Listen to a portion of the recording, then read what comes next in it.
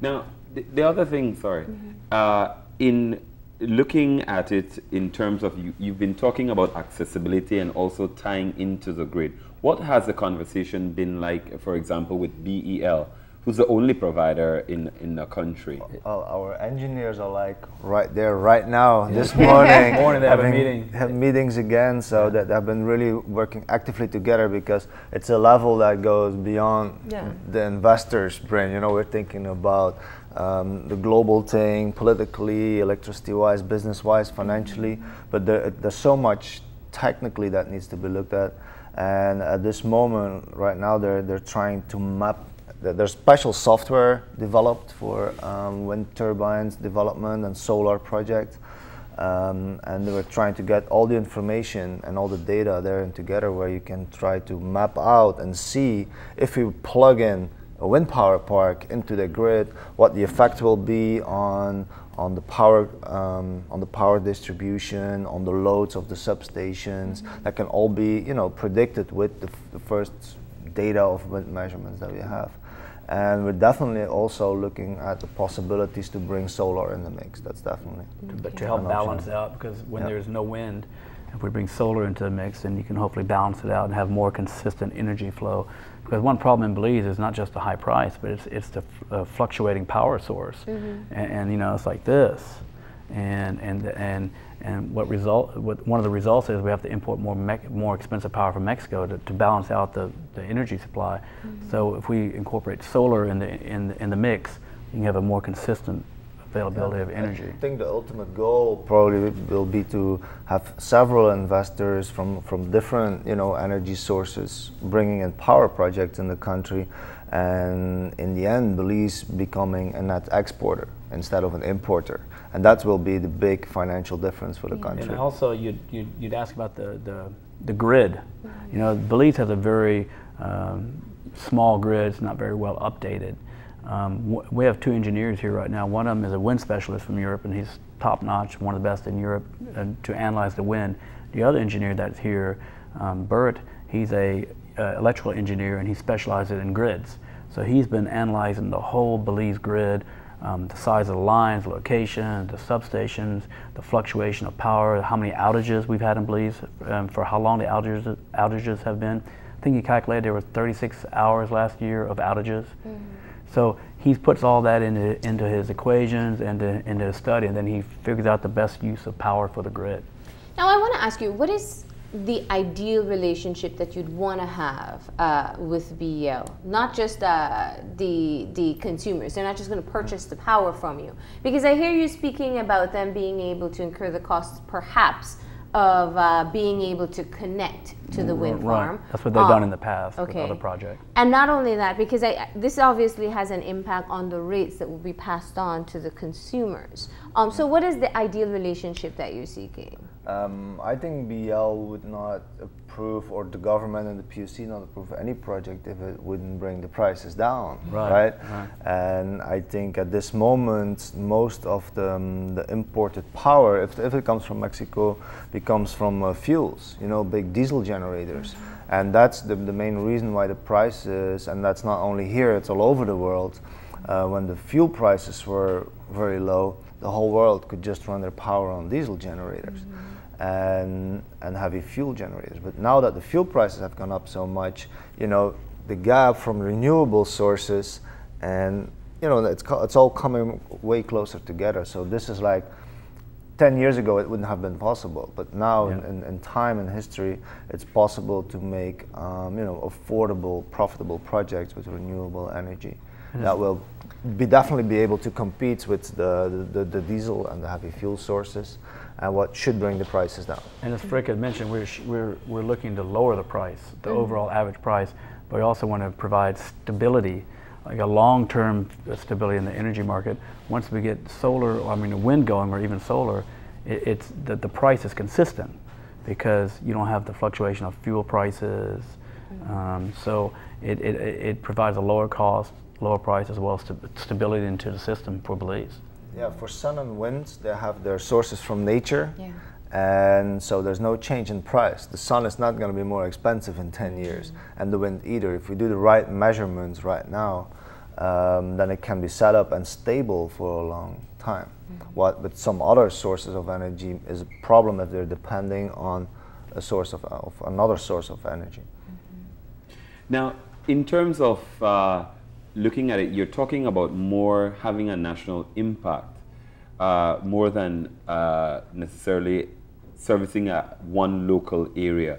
What is the timeline, however, that you're looking at? Because there must be a testing phase of sorts to see how reliable and how to get some data that you can sell this idea further. After 1 year of measurements, but even after 6 months, you have already an idea about the wind.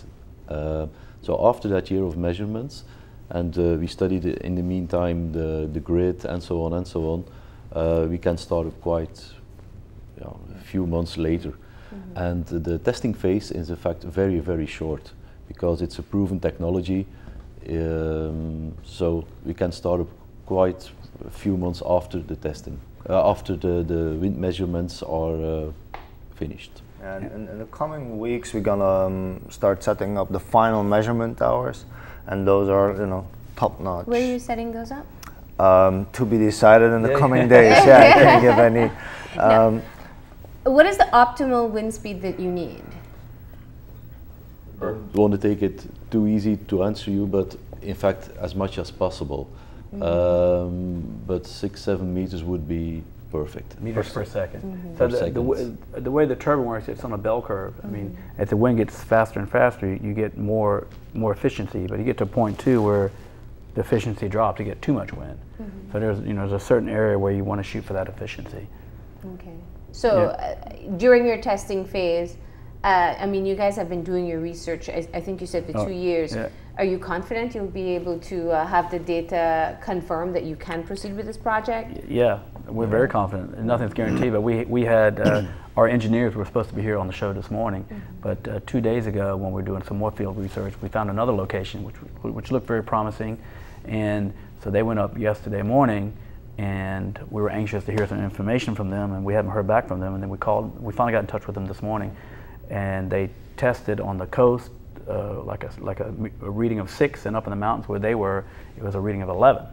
So it was very, very promising. We were very excited. So there's definitely some good wind out there, and in locations that are accessible that we can make this project. We're pretty certain of reality. We've already invested a lot of time, a lot of energy, a lot of money.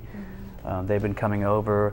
They have a big engineering team in Europe that does nothing but has been studying this project for 6 months behind the scenes. So a lot of money's been invested, so we're very excited. I think we're very optimistic. With the measurements, also the altitude is important. I mean, now we have several data available, but that's not high enough because the turbines are so tall. It's only the wind speed all the way up high in the air that's important, right? You can have a great speed below, but we need to know how stable is this up there, and that's why we need to put those final measurement tall towers and measure exactly at the altitude that we want. And we want to have it like per second measurements over a longer period of time. When you're talking about the wind farms themselves, are you looking at several locations that will all connect into the grid, or are you looking at a singular location? We're flexible, I think. You got to be flexible in Belize, right? Yeah, we're flexible. It's also a financial and technical decision. It's the whole engineering team is calculating. Like for example, the further you are, we might find a great location, but if it's too far away from the grid, it means that we're going to have to put up more towers to justify the investment. So we might find a small location very close to the grid. So it really depends on the distance, and that's the balance that we have to find right now. So explain to us the phases. You move now into the testing, the collection of data, which you're expecting to be approximately 6 months or more. Yeah. And then you start phase 1? Yeah, well, we had our MOU signed by Minister Contreras back in January, and we're giving it basically an 18 months feasibility time period. And so we spent the last 6 months obtaining data, site visits, getting the engineers started, analyzing the grid, looking for some location that looked promising. And now, since everybody's come over, the engineers, and we've done the actual field study right now, we've selected some sites, and now we're going to put up the towers, our own towers, and that'll take, as Stefan said, 12 months. But after about 6 months, we should have a very good idea, you know, of these locations, and then we'll be selecting a location, and then moving forward. Once we select a location, constructing the project does not take very long because the towers come pretty much assembled. You take them apart, ship them over on a big ship, bring them to the site, put them together like a Lego set. So it doesn't take a long amount of time. And in the meanwhile, we're talking about doing some possibly some solar projects also that would run simultaneously. And we have found some excellent locations for these solar sites that we feel are optimal, where we could get that running within the next 6 months. Like is that a part of your current agreement, or that's something you're seeking? That'd be something different, and that could be up and running. So that will be the solar energy project. Yeah, we're running to that. It's something we're considering, but we could have that running by the end of the year, a large solar project. And that was more the result from the research that we did. Our field studies, you know, the engineers came up and they say, hey, you know, these places or this is technically and location-wise perfect for solar. So we run into it during the research phase. And we're also fortunate, our partners from Europe, they're not just investors, they're our partners in the project, and they have extensive experience in Europe in solar and wind energy. They've personally invested in these big projects in Europe, state-of-the-art projects, so they have the experience in solar and wind energy. They have the big engineering team. They partnered up with some of the major wind turbine and solar energy manufacturers in Europe and throughout the world. So they have the experience, and we're fortunate, we already have all the money in place too for these projects through our partners here. Now, So, is it customary to look at both simultaneously? Yes. And what are the benefits of that? Certainly. The great benefit of a solar project is that you can start it up earlier. You don't need as much study work to do as you need or as is needed for a wind turbine project. So when we arrived here, and it was always in our mind, there's a lot of sun in Belize, so we think both projects can combine perfectly together. Now, along with that, the final question that I have about the project itself is, projects of this nature, do they also require an EIA to to meet the requirements? And how is that handled? Is it primarily to look at location? No, I think it's going to be, that's one of the big things that I mentioned from the beginning. That's why I keep on asking location. No, we had the people from environmentally involved from the beginning. And like I said, we started more with an elimination strategy, right? So if we took out of the picture already from the beginning the high value environmental areas. You know, we're not gonna put them right in the Jaguar Reserve Park. You know, so that's so there's very good maps and a lot of people that have been involved from the beginning that could tell us, okay, this is, you know, environmentally very valuable area. No, this is, you know, here it would be possible. They have been on the team from the beginning. So, following that, what are the possible hazards associated with wind energy? What would be the impacts? First of all, as Frick says, you have to be smart. You don't put it in the Jaguar Reserve. But I always say, what is the only pollution wind energy causes is wind. So, in fact, more clean than wind or solar, you can't find it. So the impact on nature is You'd have to clear out an area, though. So somewhere you can have a clearing. And that wouldn't be damaged by the excess. Yeah, of course. I mean, you're gonna have to do some clearing, some access. If you have to run new power lines, you obviously have to clear a path for the power lines. And you know, the turbines take up a lot of space. So there's always gonna be some kind of What's the manpower required to keep the farm going? Oh, that's a good question. You need some engineers who are standby for the maintenance. Normally, solar and wind, you don't need that much maintenance, but it always may happen. Yeah, so we don't have many people with that expertise in country. And we'll do some training. We'll bring engineers over to help with the training. We obviously have to have some management. We have to have some accountants. If we do a big wind farm like we're talking about, especially just phase one, I mean, there's going to be operations, like you said, maintenance. It's going to be a lot of indirect jobs as well. You know, it's not just putting up the towers, which is a very specialized job. But there's teams working on the grids in Belize. You know, I'm sure that BL will have to look at some recruitment for building, you know, and upgrading all the lines and getting and the more suppliers of power there will be in Belize. Also, you know, the operating rooms will get more sophisticated. So I think it will be having a big impact on BL as well. And the technology, we'll have to have more people in Belize who can service the computers. There's going to be transportation, more construction. Also, I think it'll be a big boost to tourism. Once, hopefully, we'll get this project up and running, Belize will be almost 100% dependent or running on green energy. And that'll be a big boost for tourism, in our opinion. Do a green tour around Belize. Yeah. So the first phase is 212 million Belize dollars. Correct. And For the that wind, takes for the you wind. into For the the wind wind. part, yeah. And phase 2 is We're not sure yet. Expansion. possibly into solar or more wind. Or more wind, yeah. And more winds, and then turning Belize around into an exporting power. country. That's the whole. And the first phase is not like those 212 are spread out over 20 years. We're talking about doing another 12 months of feasibility study and then implementing the whole 212 million project at once. So we're talking about, and that's within probably another year, and then it'll be done.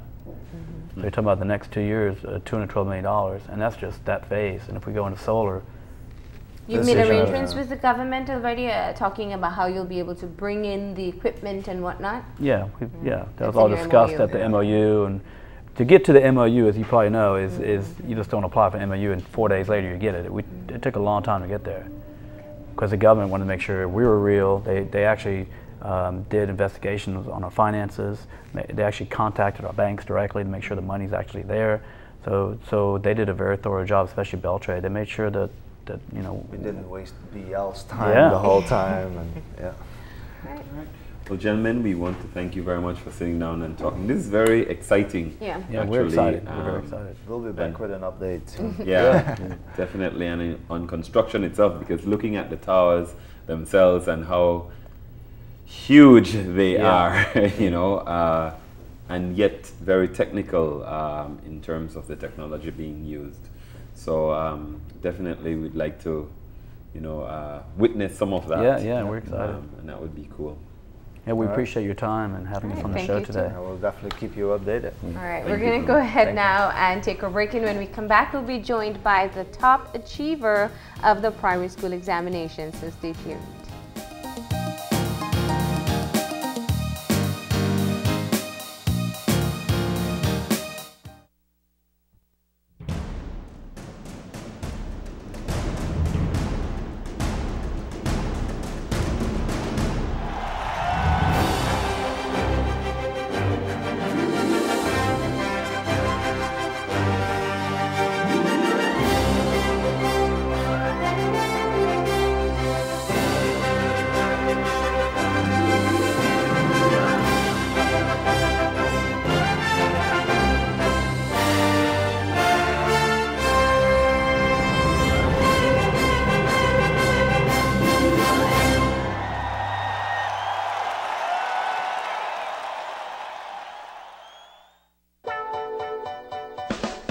It's that time of the year, time to express our love and admiration for our dads and grads. And what better way to do that than with a gift from Smart? Smart has some great deals with up to 15% off all phones. That's right, get the Samsung U365, LG Banter, Huawei M750, Alcatel Shockwave, and Alcatel Ultra. Or many more phone models on discounted prices. Also, grab your dad or grad a dongle or MiFi at super low prices.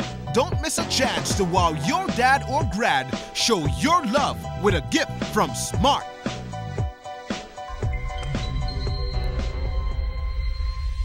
Smart, bringing people together. There's still a chance to enter Caribbean Passport's grand prize getaway promotion to Barbados in the midst of crop over. Airfare, accommodation, car tours, and tickets to 3 different Pan events. In this episode, we're also taking you to Tobago's Carnival Regatta, aerial trek in Barbados, and Pan Jazz. Catch all the action on Caribbean Passport right here on this station. Come and enjoy the food and drinks at Traveler's Barrel Bar, located 2.5 miles on the Northern Highway.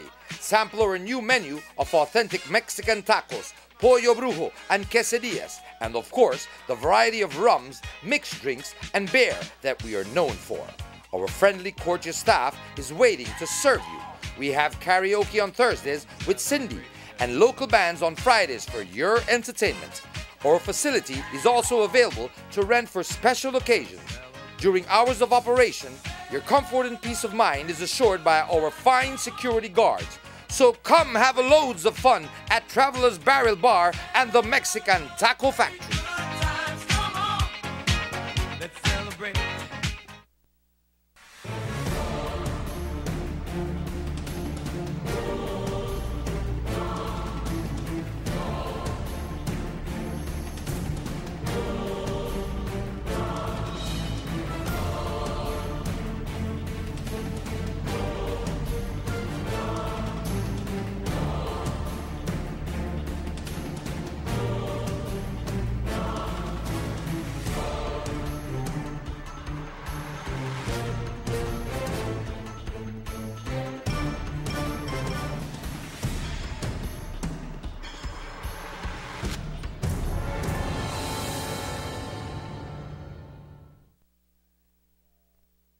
Every day, I report the disturbing details of the crimes that plague our streets.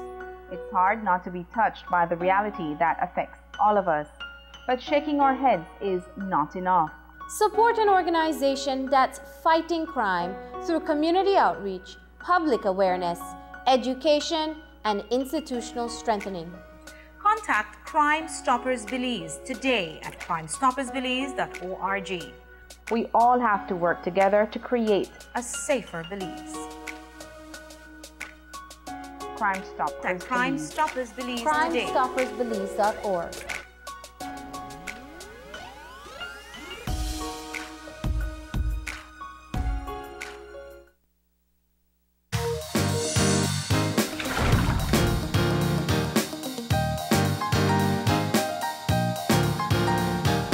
Welcome back, and of course, as was promised earlier in the show, we have been joined by two of the top achievers of the primary school examination. Of course, Sion Yi, the top PSE finisher, and we also have Jasmine Isagiri, who placed 7th, and they're both of Bernice York School, and we've been joined by the principal, Sherry Ali. Good morning and welcome to the show. And congratulations to all of you as well. Congratulations. Now let's start off. Obviously, I want to start off with you, Sherry, as the principal, being the one to deliver the news to the students after the results. We know that most teachers, parents, students anticipate this time. You get the results, and you notice that one of your students is the top performer.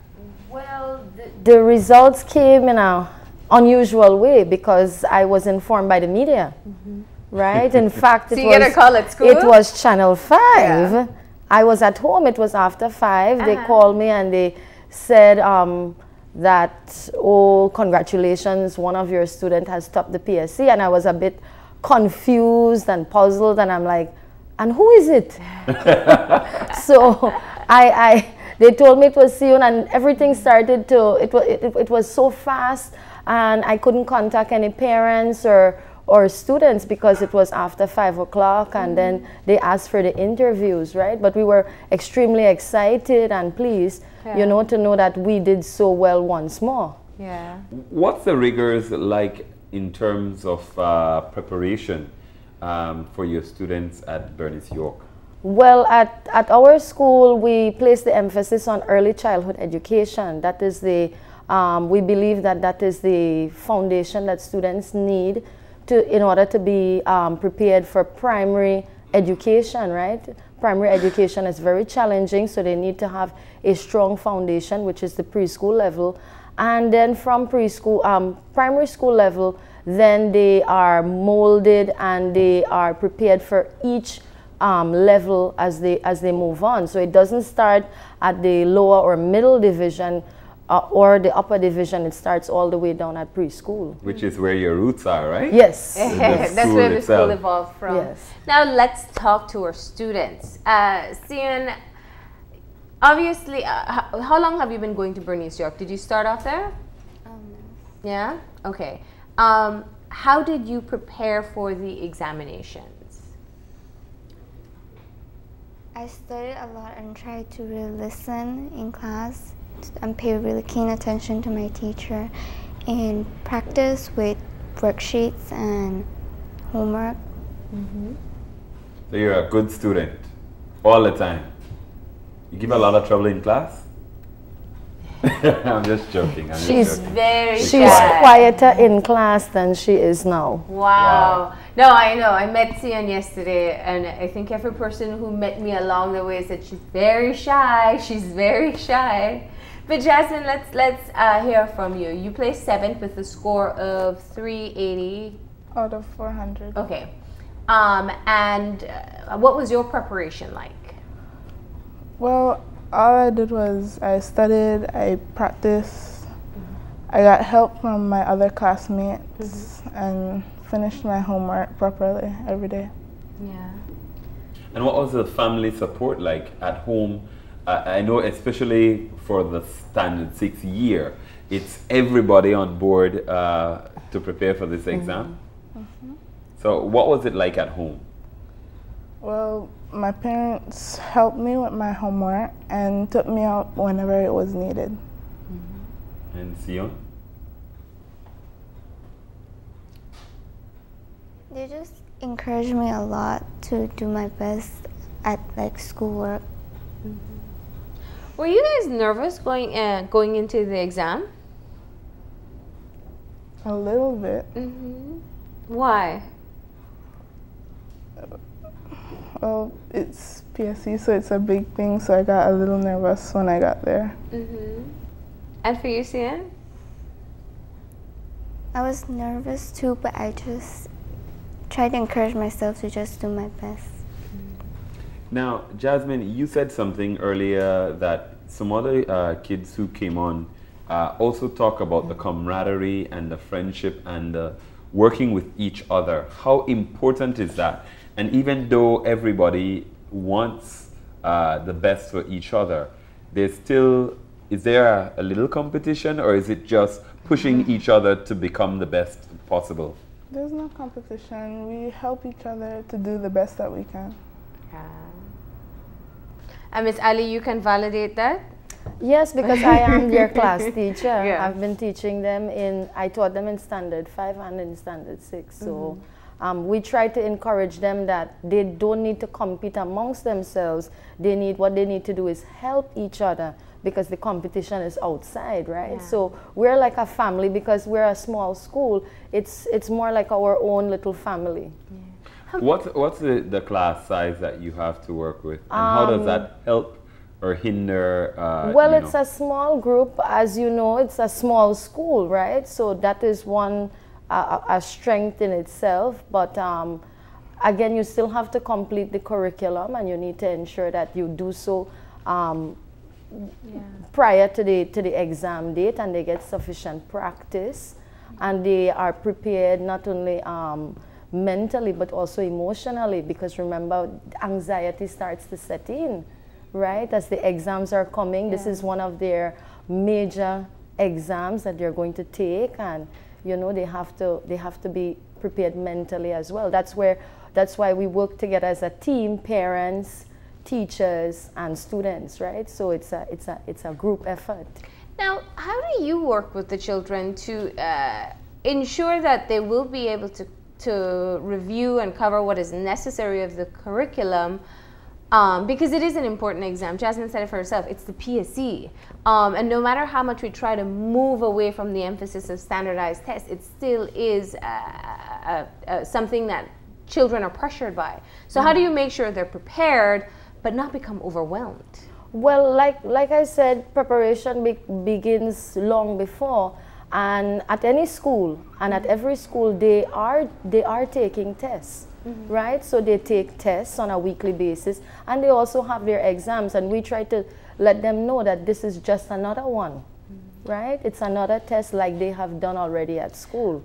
Well, I mean, Bernice York, this isn't the first year that you guys have had top achievers. what do you think has been your recipe for success? Do you just have good students? Because there is the theory that a bright child will do well no matter what school they're placed in. But what do you think is working for you at the institution? Well, it's true that yes, a bright student will do well, but our focus is